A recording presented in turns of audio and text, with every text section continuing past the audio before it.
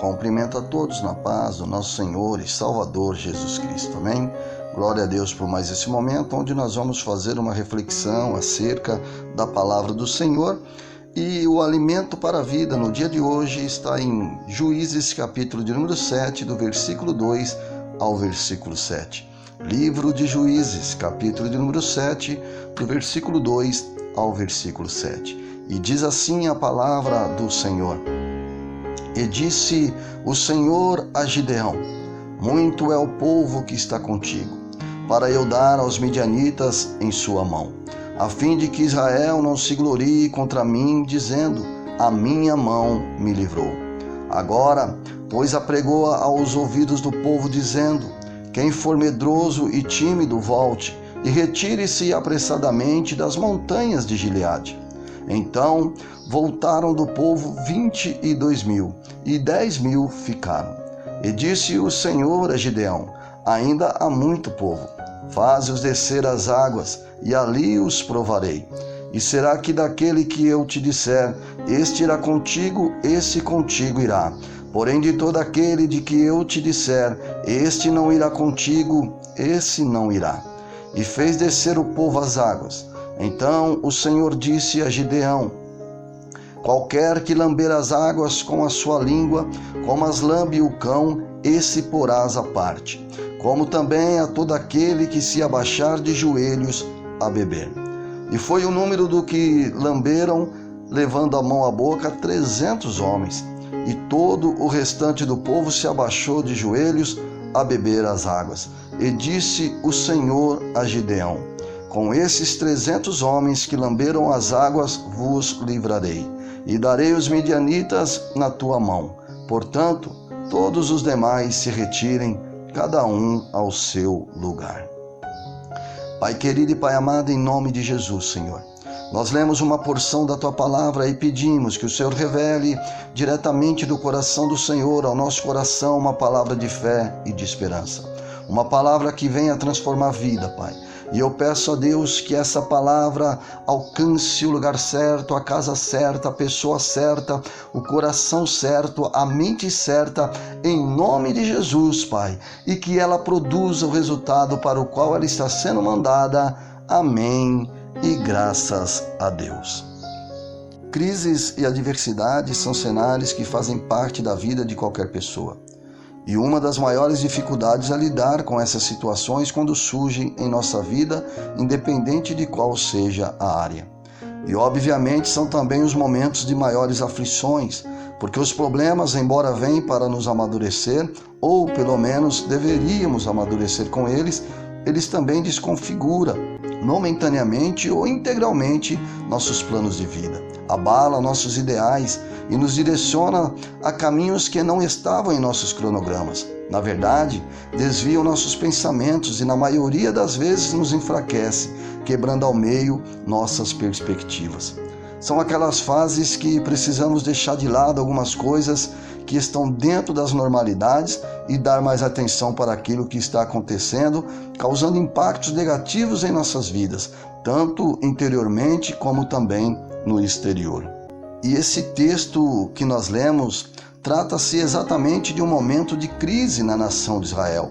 No capítulo anterior, podemos ver que o povo de Israel estava sendo escravizados pelos moabitas que saqueavam as plantações dos campos, as ovelhas, os bois e até os jumentos, empobrecendo e deixando Israel sem mantimento, chegando a um estado que os filhos de Israel, já não suportando a desolação, clamam ao Senhor por socorro. E Deus, então, ouvindo as súplicas de Israel, envia um profeta até eles, e esse profeta trouxe às suas lembranças os livramentos que Deus já tinha operado sobre eles, inclusive libertando-os do Egito e conduzindo-os até a terra prometida. E ainda sobre a orientação de que não era para adorar outros deuses, porém não deram ouvidos. Mas como Deus é misericordioso, ele envia um anjo até Gideão, que estava cuidando do trigo para salvar dos midianitas, e o anjo revela para Gideão que Deus o usaria para libertar Israel das mãos dos midianitas. Gideão então assume a sua posição de liderança à frente do exército de Israel. Porém, a fim de que Israel não viesse se orgulhar contra Deus, Deus interpela Gideão e pede para que Gideão começasse um processo de seleção de quem iria à peleja com ele. E o primeiro procedimento foi apregoar que os medrosos voltassem e se retirassem das montanhas de Gileade. E numa única subtração, 22.000 desistiram, permanecendo apenas 10.000. Deus, ainda sabendo que tinha mais pessoas para ser retiradas, pede para que Gideão leve os 10.000 até as águas, para que fossem provados. E dos 10.000, apenas 300 foram escolhidos por Deus para se juntar a Gideão para descerem contra os midianitas. E um exército formado por Gideão e 300 homens venceram a guerra contra os midianitas. O que podemos retirar e aplicar em nossas vidas nos momentos de crises e adversidade dessa história de Israel que estava passando por uma situação desonrosa, sendo escravizados pelos midianitas, sendo saqueados a ponto de chegarem no fundo do poço, mas que através de uma intervenção de Deus usou Gideão e apenas 300 homens para vencer os exércitos dos midianitas. A primeira lição que aprendemos nessa história é que jamais devemos fazer o que é mal aos olhos do Senhor. Ou seja, devemos ouvir a Deus. Em Juízes capítulo 6, versículo 1, está escrito a causa dos problemas dos filhos de Israel. Lá está escrito que os filhos de Israel fizeram o que era mal aos olhos do Senhor, e o Senhor os deu nas mãos dos midianitas por 7 anos. A sentença sobre a nação de Israel começou com a quebra de aliança que Deus havia feito ainda no Egito. Deus os tiraria das mãos do Egito e os levaria para a terra prometida. Porém, o povo não deveria adorar outros deuses. Mas o povo não deu ouvidos e fez ao contrário aquilo que Deus pediu. Conforme está escrito também em Juízes, capítulo 6, versículo 10. E vos disse, eu sou o Senhor vosso Deus. Não temais aos deuses dos amorreus, em cuja terra habitais, mas não destes ouvido à minha voz. Os israelitas não se preocupavam com a vida espiritual. Eles estavam na terra prometida, zona de conforto, já não existia mais a opressão de Faraó, a liberdade era real e o que valia para eles era usufruir do que a terra poderia oferecer, esquecendo até mesmo do que Deus já tinha feito para eles. E essa indiferença com as coisas de Deus promoveu a quebra de aliança, que levou a nação a adorar outros deuses, e este conjunto de obras os levaram a uma nova escravidão e escassez de vida. Nós devemos tomar muito cuidado para não entrar também nesta zona de conforto, pois o dia a dia, se não vigiarmos, nos leva às práticas rotineiras, o que é muito perigoso porque quando tudo está bem, muitos costumam abaixar a guarda. O apóstolo Paulo relata em 1 Coríntios capítulo 10, versículo 12, que aqueles que pensam estar de pé, cuide-se para que não venha a cair. Portanto, a melhor forma de você de não fazer o que é mal aos olhos do Senhor é manter intacta a aliança que temos com Ele. Ser fiel em tudo que realizamos e tudo que fizermos que seja direcionado pelo Espírito Santo. A segunda lição que aprendemos com essa experiência, essa história de Israel, é que mais relevante do que a vitória é como enfrentamos as adversidades. Se entendermos o propósito de Deus e confrontarmos as dificuldades conforme as orientações bíblicas e direcionamento do Espírito Santo, pode ter certeza que Deus não falhará. Embora pareça loucura, os recursos de Deus são infalíveis. Perceba que junto com Gideão estavam 32.000 homens, e claramente seria, aos olhos de qualquer líder humano, um bom número para vencer uma batalha deste porte. Mas este modus operandi não era razoável para Deus, porque ele sabia que isso traria mais orgulho para o povo de Israel, e a ideia de que a responsabilidade da vitória seria do povo e não de Deus. Porque vencer uma batalha com 32.000 homens é totalmente natural, mas aí entra o propósito de Deus.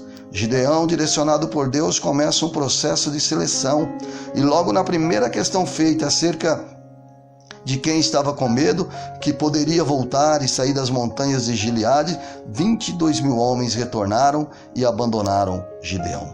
Ficaram 10.000, mas ainda era muito para Deus. E agora os 10.000 são levados às águas para serem provados e apenas 300 permanecem com Gideão.